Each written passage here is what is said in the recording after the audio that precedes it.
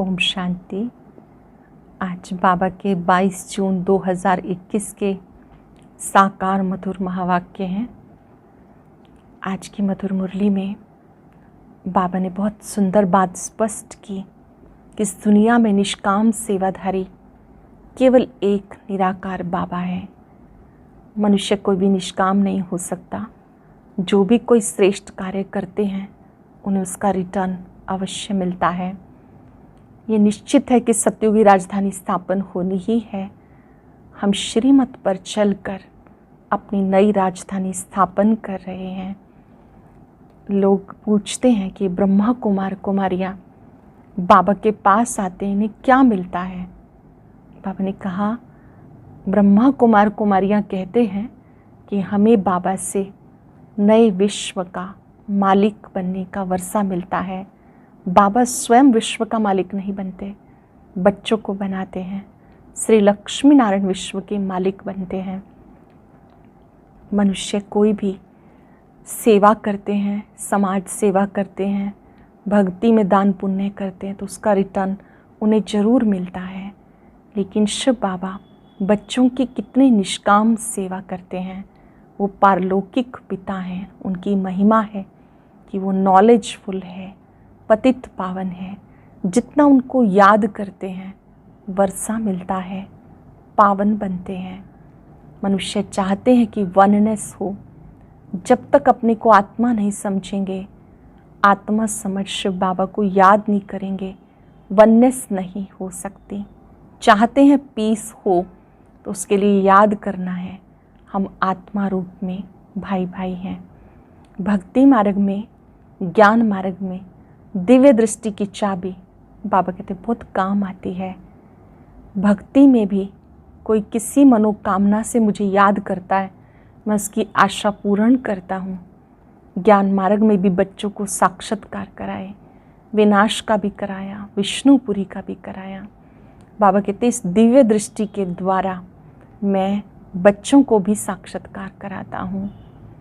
बाबा ने समझाया मनुष्य भक्ति मार्ग में शिवलिंग की भी पूजा करते हैं, अनेक शालिग्राम बना के भी पूजते हैं, फिर उन्हें हटा देते हैं। जिन्होंने शिव बाबा के साथ मदद की वो शालिग्राम के रूप में गाए और पूजे जाते हैं। रावण की भी एफिजी जलाते हैं, प्रतिवर्ष उसको और बड़ा बनाते हैं क्योंकि वो बहुत दुख देने वाला है। जो भी कर्म भोगना, बीमारियां, दुख, कष्ट आते हैं रावण की वजह से है। मनुष्य जानते नहीं रावण क्या चीज़ है। जब हमने एक बाप को पहचाना तो अब पारलौकिक बाप को याद करना है। आपस में लड़ना झगड़ना नहीं, बल्कि बाबा से पवित्रता का वर्षा लेना है। त्रिकालदर्शी की सीट पर सेट रहेंगे तो व्यर्थ संकल्प समाप्त हो जाएंगे। व्यर्थ संकल्प न केवल अपने समाप्त करने हैं, दूसरों के भी मिटाने में मदद करनी है। दूसरों के विकर्मों को भी भस्म करने में मदद करनी है। तब कहेंगे विश्व कल्याणकारी। नष्टो मोहा स्थिति प्राप्त करनी है तो सेवार्थ स्नेह रखो, स्वार्थ से नहीं। सबके प्रति स्नेह रखो, आत्मिक स्नेह रखो, क्योंकि हम सब शिव बाबा के बच्चे हैं। स्वार्थ भाव से स्नेह नहीं रखना है। आज हम चलते फिरते याद करेंगे मैं विश्व कल्याणकारी आत्मा हूँ।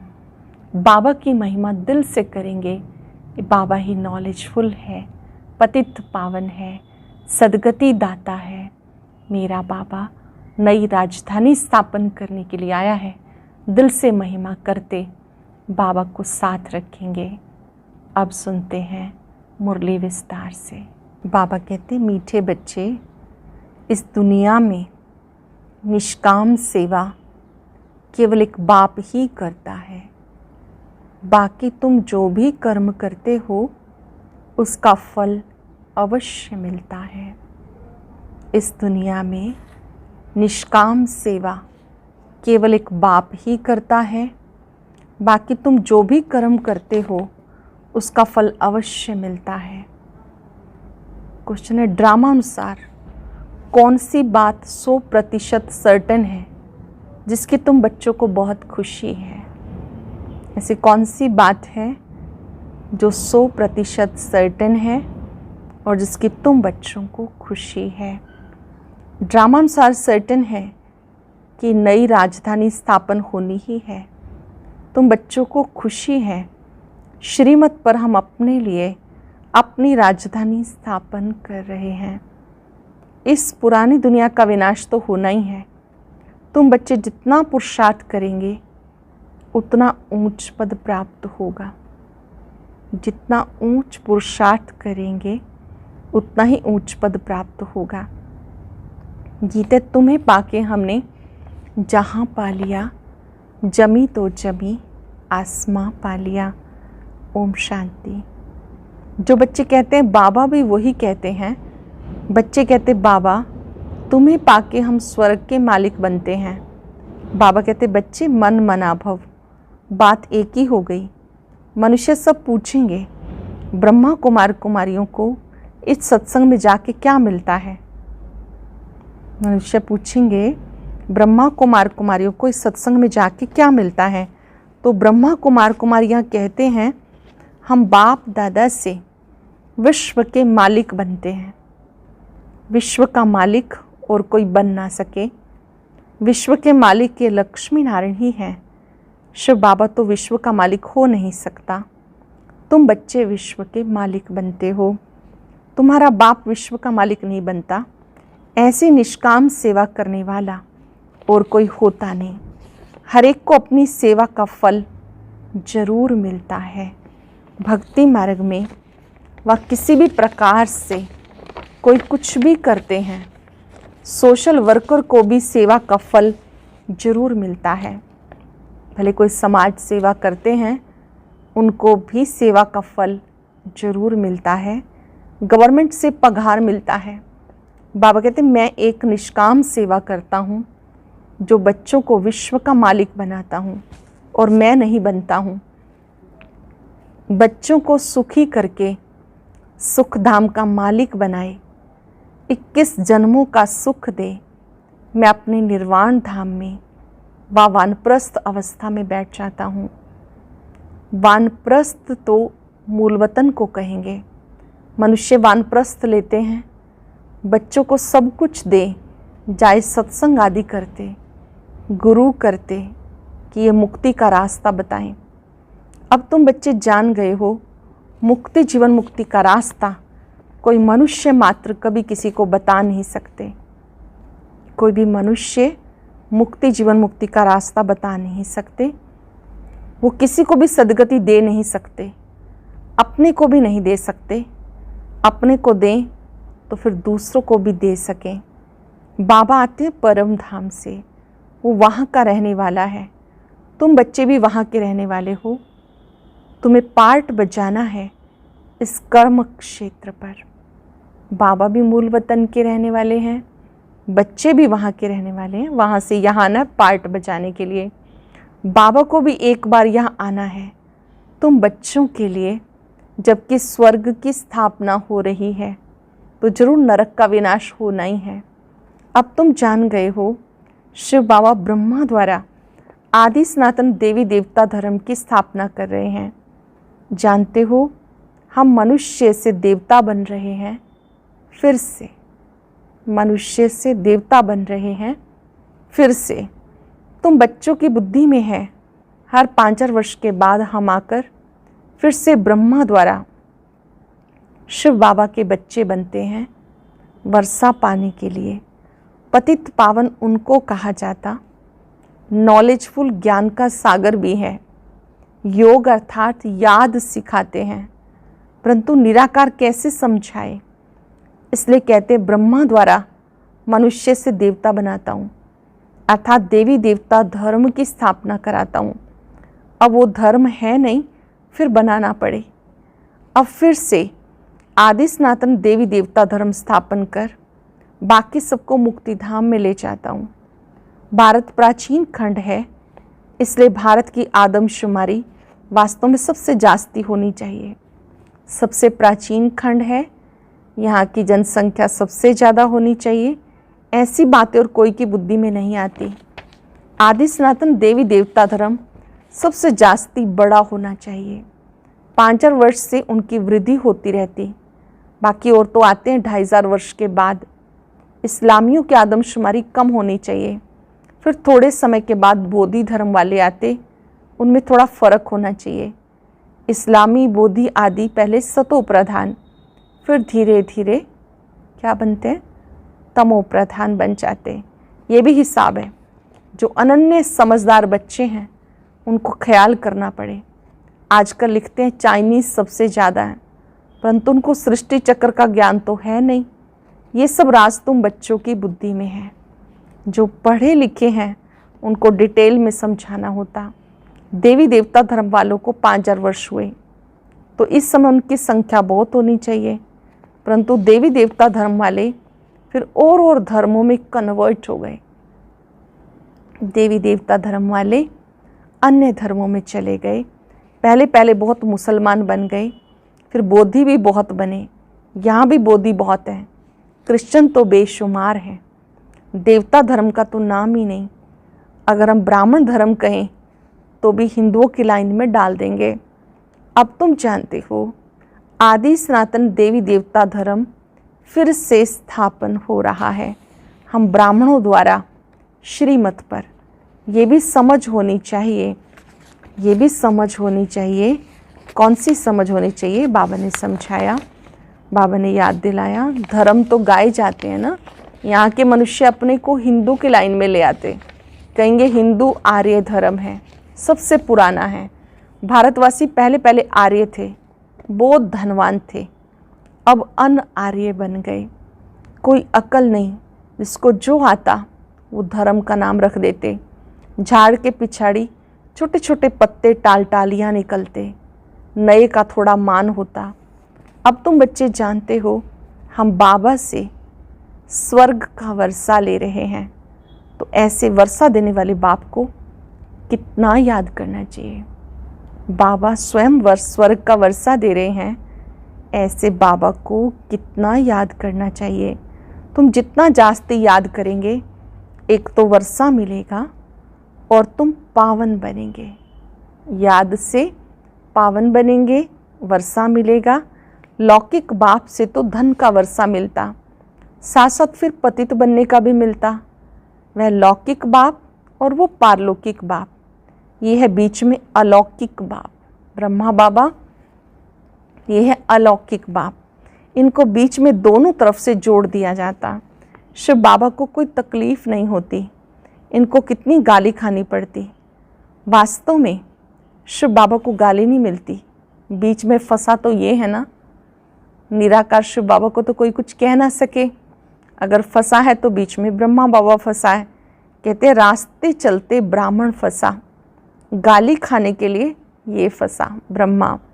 अलौकिक बाप को ही सहन करना पड़ता। ये किसी को पता नहीं कि शिव बाबा इनमें प्रवेश कर आए पतितों को पावन बना रहे हैं। इनमें प्रवेश करके ब्रह्मा तन से बाबा हमें पतित से पावन बनाते हैं। पवित्र बनने पे मार खाते हैं। बाबा कहते मैं आया हूँ सबको वापस ले जाने। जानते हो मौत सामने खड़ा है, विनाश तो जरूर चाहिए। विनाश बगैर सुख शांति कैसे हो? जब कोई लड़ाई आदि लगती है तो मनुष्य यज्ञ आदि रचते, लड़ाई बंद हो जाए। तुम ब्राह्मण कुलभूषण जानते हो विनाश तो जरूर होगा, नहीं तो स्वर्ग के गेट कैसे खुलेंगे? सब स्वर्ग में तो नहीं आएंगे। जो पुरुषार्थ करेंगे वही चलेंगे, बाकी जाएंगे मुक्ति धाम। ये किसी को पता ना होने के कारण कितना डरते हैं, शांति के लिए कितना धक्का खाते, कॉन्फ्रेंस आदि करते रहते। सिर्फ तुम ब्राह्मण जानते हो सुखधाम शांतिधाम की स्थापना कैसे होती है। जो ब्राह्मण बने हैं वो ही जानते हैं कैसे सुखधाम की शांतिधाम की स्थापना होती है। विनाश के सिवाय स्थापना हो ना सके। तुम अब त्रिकालदर्शी बने हो। तीसरा नेत्र ज्ञान का मिला है, ज्ञान का तीसरा नेत्र मिला है। वो तो कहते रहते हैं पीस कैसे हो, अर्थात कोई भी लड़े नहीं, सब कहते हैं वननेस हो। एक ही बाबा की मत ले, हम सब एक बाप के बच्चे, भाई भाई हैं, तो वननेस हो जाएगी, फिर से एकता हो जाएगी। जब ये बात समझे, एक पिता के बच्चे, हम सब भाई भाई हैं, एक बाप के बच्चे हैं, तो आपस में लड़ना नहीं चाहिए। ये भी तो सतयुग में था, वहाँ कोई भी आपस में लड़ते नहीं। वह तो सतयुग की बात हो गई, यहाँ तो है कलयुग। बराबर सतयुग में देवता थे, बाकी सब आत्माएं कहाँ थी पता नहीं पड़ता। अब तुम समझते हो एक राज्य सिर्फ सतयुग में था, वहाँ सुख शांति सब था। ये बातें तुम्हारी बुद्धि में हैं, नंबरवार पुरुषार्थ अनुसार। बाबा ने जैसे कल्प पहले समझाया था वैसे ही समझाते। बाबा हमें मनुष्य से देवता बनाते हैं। जब देवता बनते हैं तो आसुरी सृष्टि का जरूर विनाश होगा।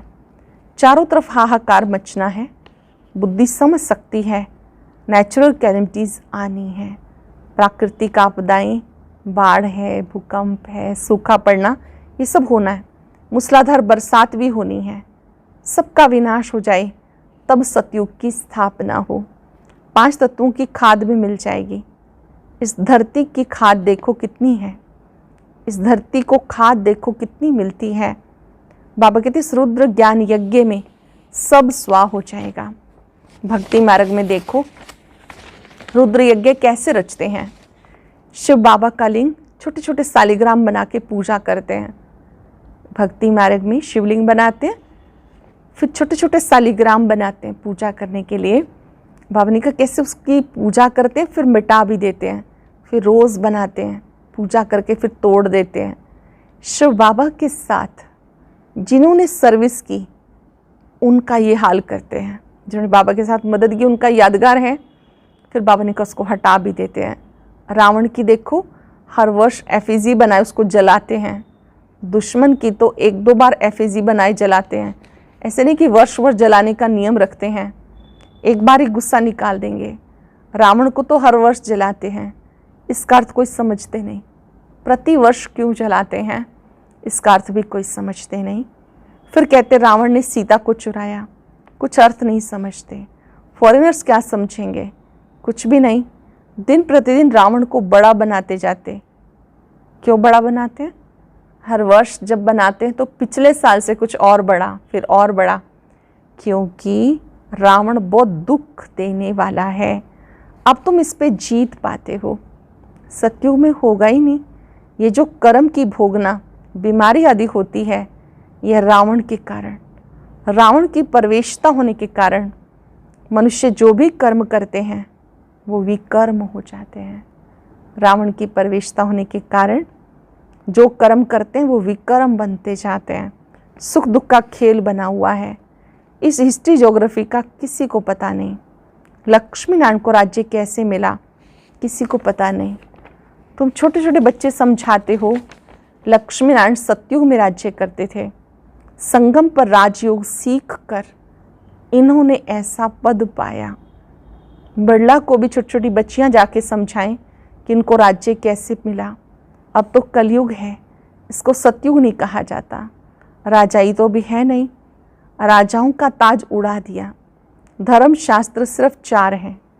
गीता धर्मशास्त्र है जिससे 3 धर्म अभी स्थापन होते, ना कि सतयुग में। ऐसे नहीं कि लक्ष्मी नारायण ने व राम ने कोई धर्म स्थापन किया, ये धर्म अभी स्थापन कर रहे हैं। फिर इस्लामी, बौद्धि, क्रिश्चियन का एक ही धर्म शास्त्र है, बाइबल, बस। फिर पीछे वृद्धि होती जाती। आदि सनातन है देवी देवता धर्म। फिर से देवी धर्म की स्थापना इस समय हो रही है। देवी देवता धर्म की पुनः स्थापना अब हो रही है। तुम ड्रामा के राज को अच्छी रीति समझ गए हो, खुशी भी रहती है। जबकि तुम बच्चों को 100% सर्टन है हम फिर से अपना राजभाग ले रहे हैं, इसमें लड़ाई की कोई बात नहीं। फिर से हम अपना राजभाग प्राप्त कर रहे हैं, लड़ाई की कोई बात नहीं। राजधानी स्थापन हो रही है, ये सर्टेन है। एज सर्टन एज डेथ, ये बात इतना निश्चित है जैसे मृत्यु निश्चित है। जानते हो हम फिर से राजभाग ले रहे हैं। कल्प कल्प हम बाबा से वर्षा लेते हैं। जितना पुरुषार्थ करेंगे उतना उच्च पद पाएंगे। कल्प कल्प हम शिव बाबा से वर्षा लेते हैं, जितना पुरुषार्थ करेंगे उतना उच्च पद पाएंगे। अच्छा मीठे मीठे सिकिलदे बच्चों प्रति माता पिता बाप दादा का याद प्यार गुड मॉर्निंग। रूहानी बाप की रूहानी बच्चों को नमस्ते। रूहानी बच्चों की रूहानी बाप दादा को नमस्ते, गुड मॉर्निंग। शुक्रिया बाबा, शुक्रिया। आज की मुरली की मुख्य बातें चिंतन करें। आज बाबा ने क्या क्या समझाया। पहली पॉइंट है, जो बाबा की महिमा है उस महिमा को स्वयं में लाना है। बाप समान महिमा योग्य बनना है। पारलौकिक बाप से पवित्रता का वर्षा लेना है। पवित्र बनने से स्वर्ग का मालिक बनेंगे। श्रीमत पर अपने ही तन मन धन से आदि सनातन देवी देवता धर्म की स्थापना करनी है। बाबा की श्रीमत पर चलकर फिर से आदि सनातन देवी देवता धर्म की स्थापना करनी है। वरदान है, त्रिकालदर्शी बन, व्यर्थ संकल्प व संस्कारों का परिवर्तन करने वाले विश्व कल्याणकारी भव। त्रिकालदर्शी बन, व्यर्थ संकल्प व संस्कारों का परिवर्तन करने वाले विश्व कल्याणकारी भव। जब मास्टर त्रिकालदर्शी बन संकल्प को कर्म में लाएंगे तो कोई भी कर्म व्यर्थ नहीं होगा। इस व्यर्थ को बदलकर समर्थ संकल्प, समर्थ कार्य करना, इसको कहते हैं संपूर्ण स्टेज। सिर्फ अपने व्यर्थ संकल्पों या विकर्मों को भस्म नहीं करना, लेकिन शक्ति रूप बन सारे विश्व के विकर्मों का बोझ हल्का करने व अनेक आत्माओं के व्यर्थ संकल्प को मिटाने की मशीनरी तेज करो। तब कहेंगे विश्व कल्याणकारी। सरल शब्दों में, केवल अपने ही पाप नहीं मिटाने, विश्व की अन्य आत्माओं के भी पापों को मिटाना है, तब कहेंगे विश्व कल्याणकारी। स्लोगन, नष्टो मुहा बनना है तो सेवार्थ स्नेह रखो, स्वार्थ से नहीं। नष्टो मुहा बनना है तो सेवार्थ सबसे स्नेह रखो, स्वार्थ से नहीं। आज हम याद करेंगे बाबा की महिमा को सच्चे दिल से करते हुए बाप समान बनेंगे। जिससे बाबा प्यार का सागर है, ऐसे में आत्मा मास्टर प्यार सागर हूँ। ओम शांति। आज की अव्यक्त मुरली जरूर सुने। उसके लिए ऊपर दिए गए बॉक्स को टच करें।